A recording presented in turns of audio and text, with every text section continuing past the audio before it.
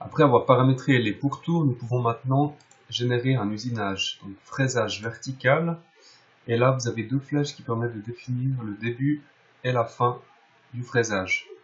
On clique sur la flèche, ça nous amène aux programmations du tracé. Et puis là, nous allons prendre cette première droite, celle-ci, pour le départ du tracé, puis automatiquement l'arrivée se fait sur le même point.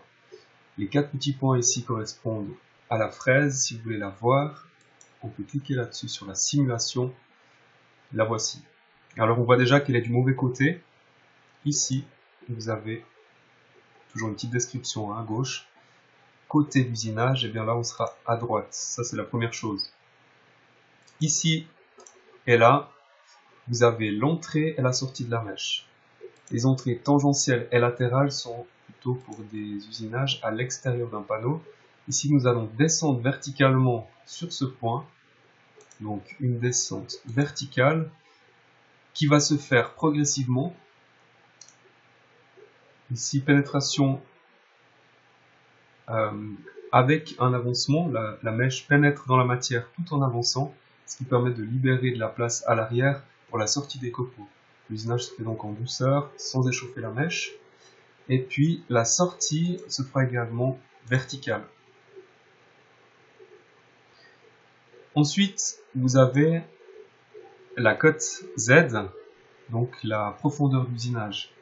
Ici, si vous mettez -3, c'est comme si la mèche allait descendre de 43 mm contre 40 d'épaisseur de panneau. On laisse toujours une petite marge de quelques millimètres pour être sûr de tout prendre. Pas qu'il nous reste une petite lamelle de stratifié et qu'il lui vienne à casser. Ici, vous êtes sur le tracé, si l'on met 0.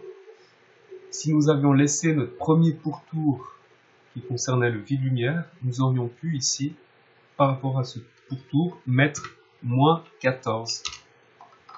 Et de cette manière, par rapport au vide-lumière, on se serait décalé de -14.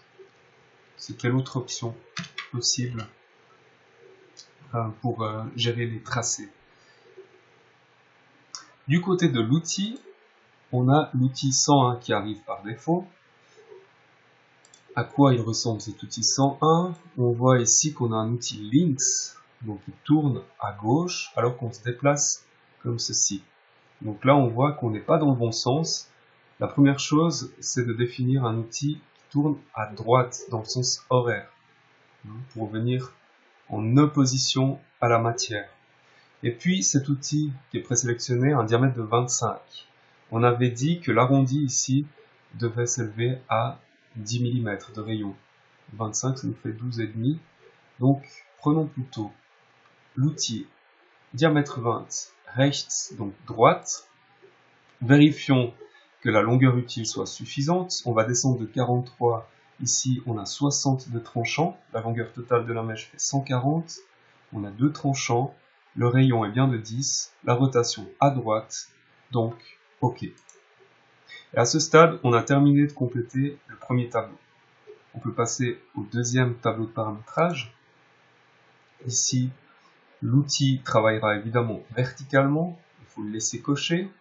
Et puis là, attention, une petite subtilité. Si l'on travaille en une seule passe, pas besoin de cocher cette petite case.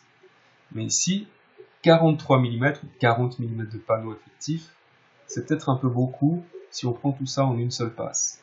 Donc en cliquant là-dessus, on va dire attention, il y aura plusieurs passes. Ici, vous allez définir le nombre d'étapes avant la dernière passe. Donc là, avant d'effectuer la dernière passe, à Z-3, il y aura une étape intermédiaire. On parle d'approche dans les descriptions. Donc on veut faire une approche avant le passage final. Une étape intermédiaire. Cette étape intermédiaire, eh bien, on va simplement la centrer sur l'épaisseur. Donc E divisé par 2. Et là, on est tout bon en termes d'usinage. Le fraisage vertical est programmé.